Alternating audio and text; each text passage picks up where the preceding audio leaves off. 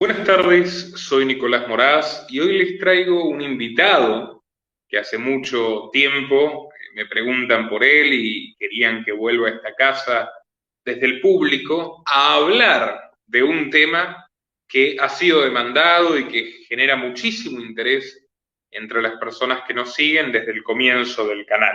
Y con mucha razón, vamos a hablar del famoso CFR, del Council on Foreign Relations, la institución de política exterior más poderosa de los Estados Unidos y que recibe la denominación de cerebro del mundo, de centro neurálgico del sistema nervioso central, de la política global y de los cambios que acontecen en todos nuestros países. El CFR se vincula y se ramifica a su vez con otras instituciones y grupos de poder muy conocidos, como el grupo de Bilderberg, el Wilson Center del Instituto Smithsoniano, el Instituto Nacional Demócrata de Relaciones Internacionales y otros tantos más. Y los presidentes de todos nuestros países, cuanto menos los cancilleres, van a rendir examen y a recibir instrucciones frecuentemente a las sedes del CFR. Ha sido el caso de Cristina Kirchner en persona, de Susana Malcorra, la canciller de Macri, de Iván Duque, Bachelet y Sebastián Piñera también en persona, de Marcelo Ebrard, del polifacético canciller de AMLO, de Ricardo Salinas Pliego representando al gobierno de López Obrador, de Pedro Sánchez en persona y de tantos otros mandatarios a lo largo de las últimas décadas. Pero bueno, Biden va como si fuese su segunda casa, desde que era senador, luego cuando fue vicepresidente, y al día de hoy los lazos de su gobierno y de su victoria política con el CFR son enormes. Así que vamos a hablar de todos estos temas, vamos a hablar de cómo se originó, de cómo creció y de su vinculación con los grandes eventos y sucesos políticos y económicos de los últimos tiempos, con el doctor Mauricio Castillo, que se está convirtiendo en un verdadero especialista de geopolítica.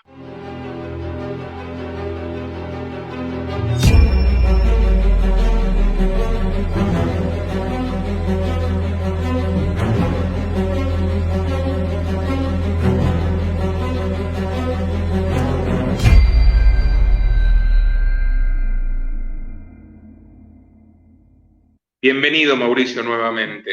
Hola Nicolás, el gusto es mío y siempre me siento muy cómodo en esta casa por poder presentar estas investigaciones que creo que son importantes para poder entender en qué mundo vivimos, para dónde vamos y cuáles son los vientos geopolíticos actuales. Mauricio, comencemos por lo más básico. Si lo tuvieras que explicar al vecino de la forma más sencilla posible, ¿qué es el CFR?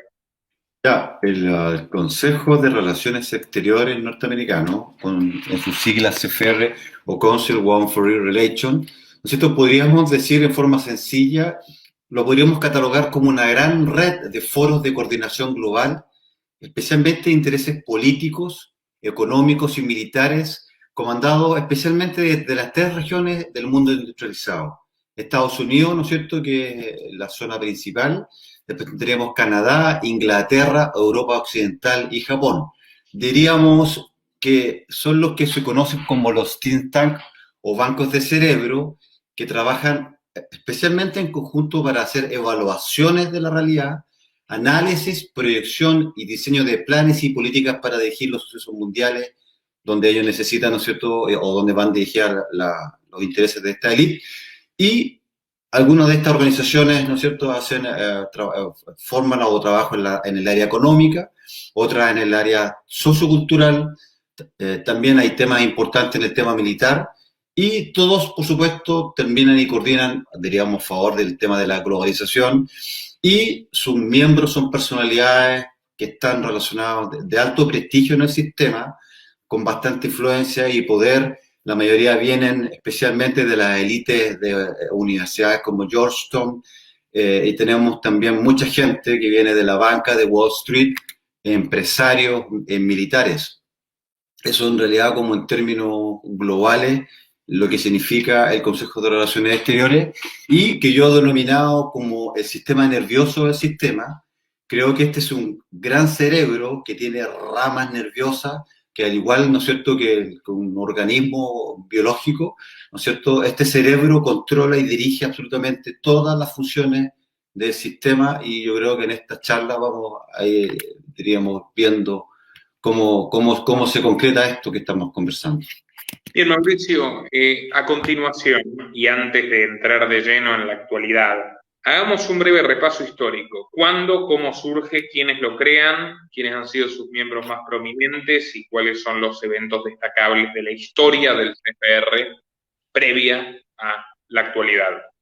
Ya, esta organización, ¿no es cierto?, tiene su génesis embriológica, diríamos, en la Primera Guerra Mundial, donde empiezan, ¿no es cierto?, bastantes personalidades prominentes, especialmente del Deep State norteamericano y de la banca, a tener reuniones, ¿no es cierto?, y empezar a organizar esto, que nace fundamentalmente el año 1921, ¿cierto? Su primer director es Isaac Bogman, ¿no es cierto? Una persona muy influyente en la banca y en las políticas norteamericanas, donde el objetivo, ¿no es cierto?, es lo que yo llamo un imperialismo no clásico. Ellos forman y dicen que se forma esta estructura cuyo tema principal, el eje principal, es la seguridad global, ¿no es cierto?, de las políticas norteamericanas en el mundo. Entonces, ¿cómo podemos entender esto? Se forma entonces en el año 1921 y para poder entender todo lo que pasa en el mundo, ya sea Rusia, Siria o lo que pasó con Donald Trump o Biden, es necesario entender estas políticas del Consejo de Relaciones Exteriores porque en el fondo nos dan una luz de cómo va a ir, se va desenvolviendo el mundo moderno. Entonces nace el año 1921, ¿ya? Y desarrollan en esa época lo que se llama, yo creo que es como 2 o 3 grandes estudios que ha hecho este organismo, este cerebro. Uno se llama los estudios de guerra y paz, ¿no es cierto?, que, diríamos, se abocaron más de 100 personalidades, especialmente intelectuales norteamericanos, y desarrollan todo el plan y la política de Estados Unidos, cómo se tenía que desenvolver en la Segunda Guerra Mundial, y en segundo, dan origen a todas las estructuras que les va a permitir a esta élite poder, ¿no es cierto?, desplegar estas políticas de globalización, y a partir de este estudio, que se llama Estudios de Guerra y Paz del Consejo de Relaciones Exteriores norteamericano, ¿no es cierto?, se da origen a la creación del Banco Mundial, al Foro Monetario Internacional, a las Naciones Unidas, a la Organización Mundial de la Salud. O sea, ellos desarrollan, ¿no es cierto?, piensan y finalmente estructuran esta red que permite hoy en día al Consejo de Relaciones Exteriores prácticamente manejar absolutamente todo lo que tema, tanto de políticas internas del Deep State como las políticas geopolíticas externas, y este Consejo de Relaciones Exteriores norteamericano está absolutamente enquistado en todas las instituciones, en la Central de Inteligencia Americana, en el Departamento de Defensa, en las universidades, yo diría, en el 75% de las universidades más importantes en Estados Unidos está este think tank. Está también, por ejemplo, en la Comisión de Investigación de los Atentados del 11 de septiembre, está, diríamos, en una estructura militar, o sea, en realidad es una estructura omniabarcante que prácticamente coordina absolutamente todas las cosas geopolíticas externas y las políticas internas de Estados Unidos. Mauricio, dígame. lo que me describe nace más o menos en sintonía con la Sociedad de las Naciones, el preámbulo de la ONU a fines de la Primera Guerra Mundial. Claro. Todos los organismos de gobernanza multinacional, lo que podríamos llamar hoy organizaciones globalistas, tienen que ver con un diseño que se realiza desde el Council a lo largo de 20, 30 años hasta que finaliza la Segunda Guerra Mundial, porque Bretton Woods es ya tirando la década de 1950, ¿verdad? Claro, exacto. A partir de ese momento, ¿cómo es el desempeño del Council durante la Guerra Fría?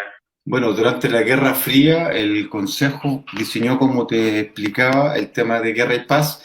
Y, bueno, antes de pasar a eso, diría que hay el Instituto CIMIL, que trabaja con el norteamericano es el Instituto Real de Relaciones Internacionales, el Royal Institute for International Affairs, que está en Chatham House, en Londres, y tiene dos publicaciones importantes, que son las publicaciones teóricas y doctrinarias, que es el Foreign Affairs, ya que es la revista norteamericana, y el International Affairs. Hay un dato interesante, que el primer número del Foreign Affairs, que sacó 5.000 números, alrededor del año 1920 y tanto, tenemos que incluso Lenin, ¿no es cierto?, hace aportaciones teóricas al primer número, y de hecho tenemos, cuando Gorbachev visita, ¿no es cierto?, diríamos, los anales de la revista, diríamos, le muestra los primeros escritos de Lenin en esta revista, que supuestamente era una revista del capitalismo. Bueno, en la Guerra Fría, fundamentalmente lo que se produjo es que va desarrollando distintos estudios, ¿no es cierto?, donde van dando distintas iniciativas de despliegue geopolítico. Por ejemplo, tenemos en el año 25, ellos desarrollan algunos estudios donde hacen, por ejemplo, abren sus políticas, por ejemplo, en África, donde ellos dicen que estos organismos son para la administración de razas atrasadas. Por ejemplo, en el año 39 hace políticas con el Departamento de Estado norteamericano, donde todas fundadas por la Fundación Rockefeller se van dando políticas sobre seguridad, armamento, economía, finanzas, políticas, territorio y objetivos de paz. El otro estudio importante, como te explicaba, el estudio de guerra y paz, que permitió la navegación de Estados Unidos en la Primera Guerra Mundial, y lo que significó finalmente el interregno de la Guerra Fría, donde se desarrollaron más de 682 memorandos que abarcaron absolutamente temas económicos, financieros, de seguridad, armamento. O sea, todo lo que es la historia de la Guerra Fría está coordinada absolutamente por las políticas norteamericanas del Consejo de Relaciones Exteriores norteamericano. También está lo que fundamentalmente fue posteriormente el llamado Plan Marcha, y la organización de la OTAN, la Organización del Tratado del Atlántico Norte, todo esto coordinado específicamente por el Consejo de Relaciones Exteriores norteamericano. Y no podemos olvidar también la participación en el año 57 de Henry Kissinger, tal vez diríamos uno de los teóricos más importantes de esta organización, y que culmina alrededor de la década del 70, donde se escribe entre el año 70 y el año 80 más de 12 volúmenes de políticas globales por este organismo, que culmina finalmente con uno de los proyectos que yo considero uno de los proyectos más importantes del Consejo de Relaciones Exteriores norteamericano, que es el llamado Proyecto de los 80. Este proyecto culmina, por supuesto, en esa época, en el año 1980, y son 30 volúmenes que tiene dentro de sus más connotados integrantes a Cyrus Vance, a David Rockefeller, que estaba como presidente en esa época, a Cipriano Andreiczen-Kinckey, como uno de los teóricos importantes, a Michael Blumenthal, Henry Kissinger y Frederick Hitch. Y de esos 30 volúmenes, creo que uno de los más importantes es uno que se llama Alternativas al Desorden Monetario, escrito por Frederick Hitch, donde el tema fundamental de la tesis de ese libro es la desintegración controlada de la economía mundial, lo que debería traducirse como implementación de un orden económico homogéneo, indiferenciado en cuanto a las estructuras territoriales específicas, y propulsor de un orden económico internacional nuevo, como nos refiere Friedrich Hitch, y que si observamos las similitudes con la realidad actual, entendemos perfectamente lo que está ocurriendo hoy día con el Gran Reset del Foro Económico de Davos. Así que yo creo que estos 30 volúmenes del proyecto de los 80, creo que es la planificación geopolítica de los últimos años en términos de lo que estamos viendo, los grandes cambios geopolíticos en el mundo. Podríamos decir que estos proyectos del Council en la década del 80 son la primera expresión de los dogmas del decrecimiento de la Agenda 2030 y del gran reinicio del Foro Económico Mundial, de los que tantos hemos hablado en esta casa. Yo me acuerdo, y esto es para añadir a un capítulo de la historia del CFR que me parece nada desdeñable, cuando investigué lo que significó mayo del 68, con Daniel Cohn-Bendit y todo el nacimiento del eurocomunismo, y es la expresión social más fuerte, más simbólica de los dogmas de la nueva izquierda, la izquierda que renunció al conflicto entre proletarios y capitalistas, asumiendo que el obrero siente una natural simpatía mayor por el capitalismo que por los desastres que ya se podían ver perfectamente y palpar tras la cortina de hierro, y comienzan todas las luchas de minorías, y lo que fue Mayo del 68, traccionado fundamentalmente por estudiantes, fue realmente maximizado y manipulado desde el CFR en los Estados Unidos. ¿Por qué? Porque Charles de Gaulle, que fue un aliado clave en la Segunda Guerra Mundial para Estados Unidos, para Gran Bretaña, el general francés, ya en la presidencia hace muchos años en Francia, comenzó a tornarse un obstáculo para el deseo de eliminar de forma definitiva y absoluta el patrón oro. De hecho, parte de los acuerdos de Bretton Woods, que por supuesto apoyaron desde el CFR, incluso los precursaron, como vos bien decís, implicaba que el dólar sea moneda de comercio internacional de curso forzoso y una falsa equivalencia de dólar con oro. O sea, la Fed podía comenzar a imprimir billetes ilimitadamente sin respaldo real, pero los países tenían que verse obligados a asumir como si eso realmente estuviese respaldado en una cantidad determinada de oro, aunque no fuera así.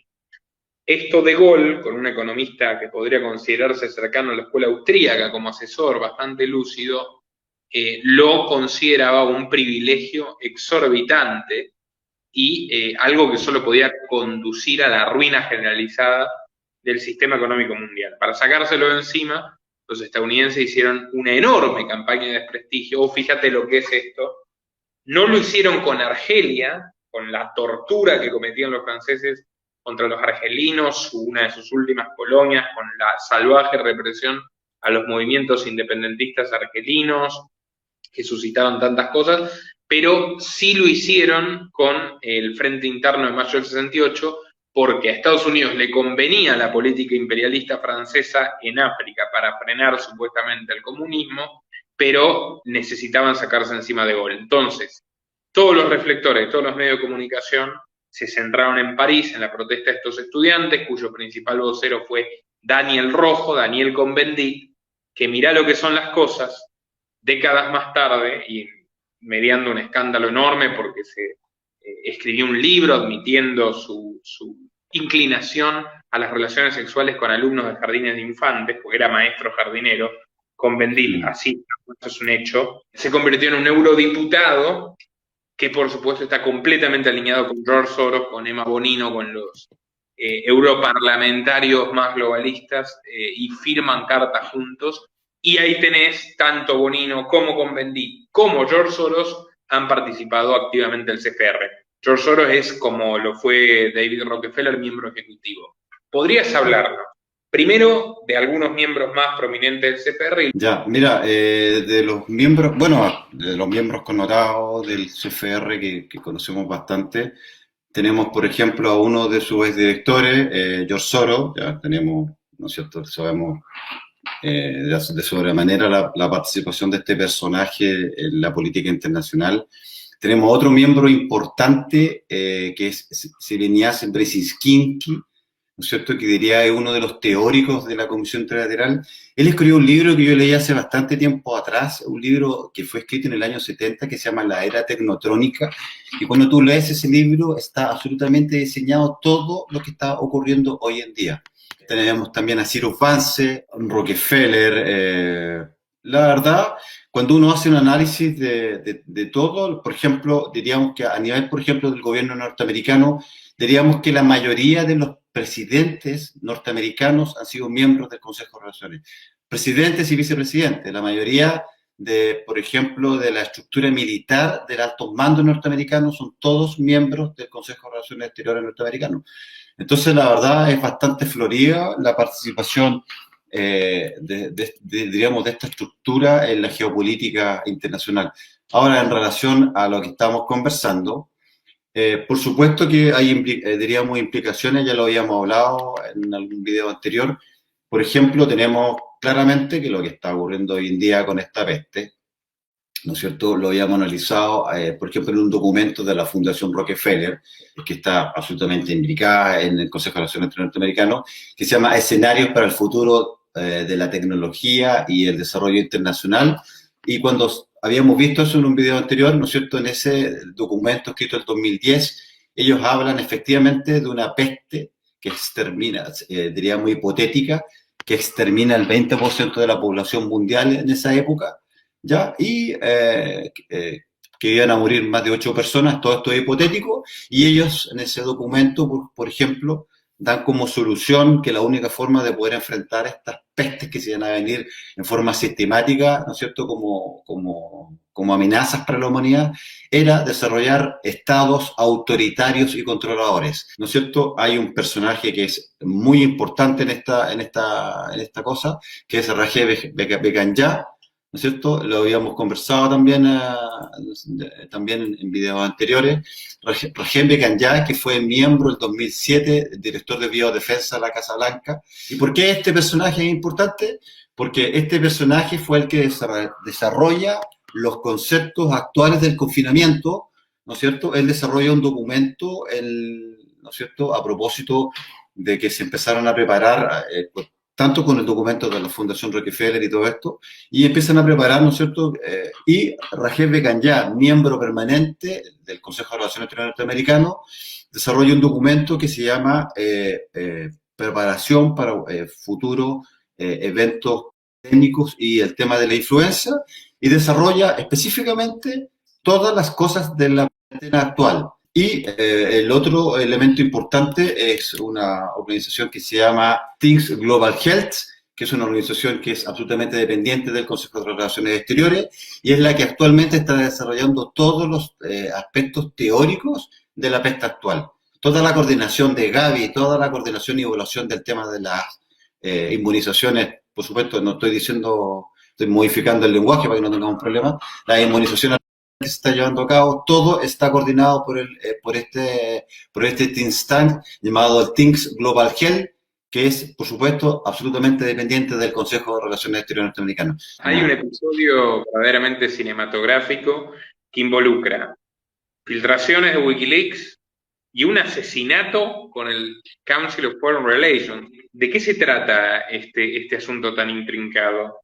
Se llama Cyber Rich, ¿no es cierto?, que el 2016 supuestamente es un miembro del Partido Demócrata, que supuestamente fue el que le entregó la información a Julian Assange, y el tema de los hackers rusos parece que fue como una falsa bandera. Bueno, este Cyber Rich le entrega la información a Assange y posteriormente aparece asesinado. ¿Será ese el caso de lo que me estás preguntando? No me recuerdo bien. Efectivamente. Claro, Cyril Riggs, miembro del Partido Demócrata, que posteriormente, después de esta filtración de estos correos electrónicos a Julian Assange, aparece, diríamos, muerto. El Washington Post publicó que Jeffrey Epstein pertenecía al Council of Foreign Relations, o sea, el proxeneta y traficante de personas fue durante 15 años miembro del Council y le donó 350 millones de dólares. Absolutamente, el Jeffrey Epstein fue uno de los miembros importantes de la CFR, uno de los miembros, diríamos, de élite, y por supuesto que lo que tú confieres, tuvo 15 años de membresía y hizo aportaciones por más de 350 millones de dólares al Consejo de Relaciones Exteriores norteamericano.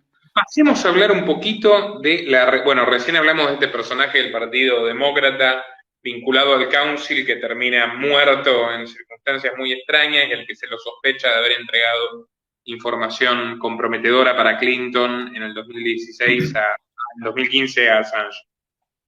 ¿Cuál es la relación del Council con el gobierno de Joe Biden y a partir de esto qué podríamos esperar del futuro?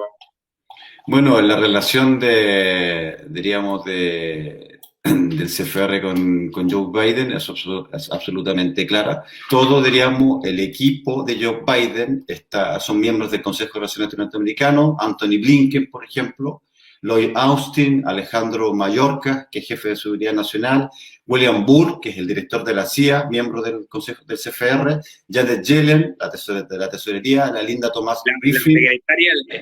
La secretaria del Tesoro que en claro. tiempos de Obama era la directora de la Fed, que comienza con el mega rescate de aquella época. La mujer que ahora dice que hay que prohibir Bitcoin e ir a la moneda digital y a los impuestos mundiales. Bueno, ella es una miembro del Council, que yo entiendo que también es vitalicia. Anthony Blinken, el secretario de Estado. Seguí, por favor. Claro, la Gina Raymond, por ejemplo, que tiene que ver con la parte del comercio del gobierno de Biden, también es miembro CFR. Cecilia Rose, que es presidenta del Consejo de Asesores Económicos. John Kerry, que es enviado especial en el tema de la calentología y el clima. Y Tom Bilskat, que tiene que ver con la agricultura. Todos miembros del CFR, la mayoría, todos apoyaron las guerras contra Afganistán, Irak, Libia, Siria y Yemen, y además como el cambio de régimen en Ucrania el 2014. Bueno, pero esta es una constante, porque si uno, por ejemplo, revisa las páginas 98, 99 y 100 de tu investigación, que la vamos a dejar en los comentarios para quien quiera verla, vamos a ver que en el gobierno de Bush para abajo está lleno, todos eran miembros del Council, o sea, secretario de Defensa, secretario también de Comercio, distintos diputados, vicesecretarios, asistentes, Bolton, que luego será el secretario de Estado de Donald Trump. Impresionante realmente. En el gobierno de Clinton tenés al gobierno entero, a la jefa de gabinete Madeleine Albright, que ahora es la directora del Instituto Nacional Demócrata, que es el principal lobby de política exterior del Partido Demócrata, así que definitivamente la influencia del Council es enorme en los dos partidos. También Kamala Harris fue una mujer que desde que asume la banca del Senado es de las más entusiastas partícipes de los meetings del Council on Foreign Relations. Y bueno, ¿qué se sabe algo de los planes y de los proyectos más actuales que tengan estos muchachos para nuestros países? Por ejemplo, que hay un candidato presidencial chileno. Lo que pasa es que este cerebro, como lo hemos conversado, ¿no es cierto?, tiene un centro coordinador de cerebros que es el Council, que es el que organiza y dirige, porque este cerebro, esta metástasis está absolutamente diríamos, en todo el mundo. Hay un Consejo de Relaciones Exteriores, diríamos, europeo, tenemos en Italia, en Londres, tenemos en África, y por supuesto América Latina no es la excepción. Tenemos, por ejemplo, en Argentina, tenemos el CARI. El Claro, Consejo Argentino para las Relaciones Internacionales, página 152, que lo dirige el ex militar Giavarini, hasta donde recuerdo, que es miembro de la Open Society Foundation de George Soros. Esto lo publiqué yo en el 2018. Ellos trabajan de manera coordinada con el CPR y ellos trajeron a Henry Kissinger a la Argentina en la época de la dictadura genocida de Videla. Claro, el CARI, por ejemplo, argentino, ellos dicen que el objetivo es promover los intereses de la globalización en Argentina. De hecho, el 2017 ellos tienen lo que se llama una junta que se denominó el Council of Consultants, regional conferencia. Esto fue el noviembre del 2017, donde las conclusiones de eso fue combatir el crimen organizado y la corrupción, que significó el sistema de reconocimiento facial, guerra contra el narcotráfico, militarización de la policía, respuesta multilateral de las crisis en Latinoamérica, lo cual nos parece absolutamente actual. Por ejemplo, en el caso del CARI argentino, sus agentes son indistintamente de derecha o izquierda, como Gustavo Beliz, por ejemplo, director del Instituto para la Integración de América Latina y el Caribe, y el secretario de Asuntos Estratégicos, la mano derecha, Alberto Fernández, ex participante del Banco Interamericano de Desarrollo y del Banco Mundial, que fue quien comienza a instrumentar el prototipo de propuesta de Bill Gates de los cheques robots para subsidiar y controlar a las personas que pierden su empleo ante la robotización y el avance de la tecnología. Sí, un personaje siniestro, Gustavo Vélez. ¿Quién es más? Y financista de varias marchas feministas. Tenemos, por ejemplo, José Octavio Bardón, que es ex gobernador de Mendoza y asesor actual del Banco Interamericano, Roberto Lavagna, ex ministro de Economía de Néstor Kirchner, Jorge Taína, que es ex ministro de Relaciones Exteriores y ex guerrillero comunista. Canciller de Néstor Kirchner, Jorge Taína, efectivamente. Claro, José Nino Pastori, ministro de Economía del general Vignone, y el que coloca a Domingo Cavallo como presidente del Banco Central. Por lo tanto, tú ves que es bastante florido. En Chile pasa exactamente lo mismo. Sebastián Pinera, por ejemplo, el actual director oligarca, Hernán Felipe Larraín, que es presidente actual. Tenemos, por ejemplo, a Carlos Charet, que es director de uno de los diarios más importantes en Chile, que es El Mercurio. Antiguos expresidentes como Eduardo Frei Ruiz Tagle. Tenemos, por ejemplo, a uno de los millonarios más importantes de Chile, que es Paulman, que es presidente de Cencosud. Tenemos también a gente de izquierda, como Heraldo Muñoz, actual candidato a la presidencia, también, que llegó a ser en su momento presidente del Consejo de Relaciones Exteriores norteamericano. Y por supuesto tenemos no solamente el Consejo de Relaciones Exteriores chileno, tenemos el argentino, hay un brasileño que se llama Sebri. Así que pues, la verdad que tú ves que esto tienen absolutamente Mexicanos, países en absolutamente en todo. mexicanos del PRI, del PAN y de Morena. Exacto. Tenés en la página, una cosa fantástica que reuniste en la página 93, es el cuadro que publica Julian Assange mostrando los vínculos entre los grandes ejecutivos y miembros de directorio de los principales medios de comunicación y redes sociales del mundo con el Council, lo cual en gran medida puede explicar también eso que tanto todavía le sorprende a muchas personas, que sea el relato único, el discurso único que sale en todas las televisiones de manera monocorde respecto a encerrarse, el terror, etcétera. Y en este cuadro podemos ver cómo se vinculan de forma directa con el Council of Foreign Relations los dueños y directivos del Wall Street Journal, de NBC en Estados Unidos, de la revista Time, del Times de Londres, de la CNN, de CBS News, de Warner Brothers, de Disney, hasta de Cartoon Network, que es un canal para niños, y a su vez después con la Comisión Trilateral también, con el Council, con el Club de Bilderberg, el Financial Times de los Rothschilds, el New York Times, las agencias de prensa latinoamericanas, AP, United Press, Google, YouTube, Facebook, y bueno, ya con eso tenías el control del 95% de la comunicación de Occidente. Bueno, realmente bastante interesante este tema. ¿Querrías añadir algo más, Mauricio? Claro, como elemento interesante, las agencias de noticias, que son las que le suministran todas las fuentes de información al resto de las cadenas televisivas y periodísticas del mundo, que son las tres principales, que es la Reuters, ¿no es cierto?, la americana, la E, y la francesa, la AFP. Esas tres instituciones, que son las que suministran todos los bancos de información para todo el resto de los medios de comunicación, las tres agencias están controladas por el Consejo de Relaciones Exteriores norteamericano. Eso es como para que tengamos claro efectivamente, e incluso en la investigación que hice en el PDF, que después tal vez lo podemos compartir, tenemos, por ejemplo, una noticia X, por ejemplo, un ejemplo, una noticia de Putin, que buscamos distintas formas como era transmitido por medios de comunicación de países absolutamente disímiles, buscamos 10 países distintos y la verdad, y la noticia era exactamente la misma. Es decir, de estas tres agencias se filtra la información, llegan a los medios de comunicación y las transmiten absolutamente casi de forma, digamos, literal. Y otra cosa de lo que fueron pioneros los titanes de la inteligencia artificial, que lo empezó a probar la BBC de Londres hace algunos años y ahora está generalizado, buena parte de las noticias de Reuters, estas agencias internacionales, y que se publican en todos los diarios del mundo, ya las escriben bots, no las escriben personas ni siquiera. Entonces, bueno, con esto ya nos queda absolutamente claro que no hay absolutamente casi nada fuera del alcance de esta estructura.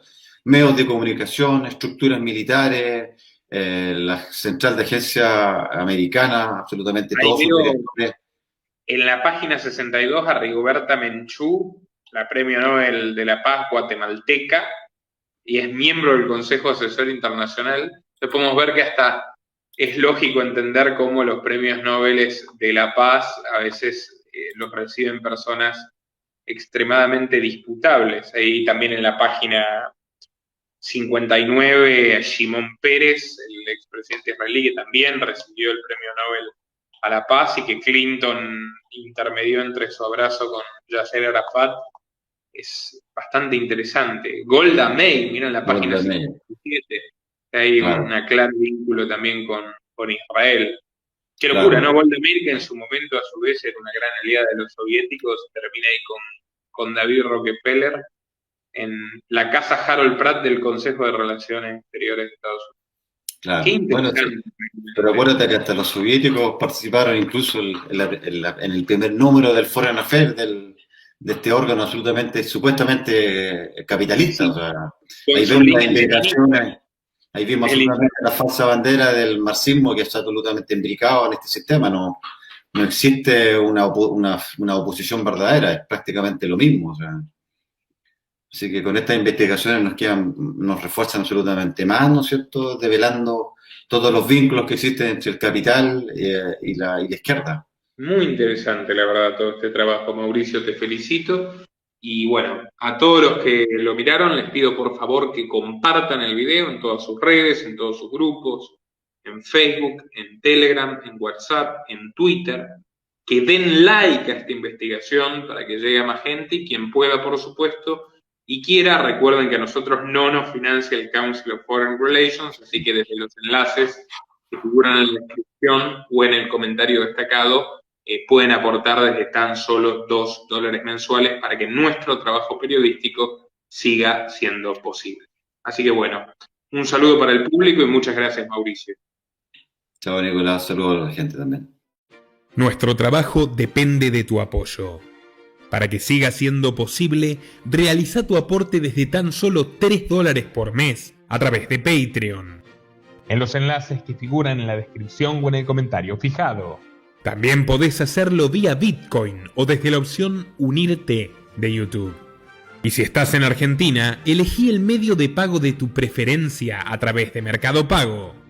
Quienes nos apoyen en Patreon a partir de $5 mensuales tendrán acceso a análisis, entrevistas, conferencias y documentales exclusivos. También tenemos opciones para sponsors. Así que publicita con nosotros a través de patreon.com/Nicolás Moraz.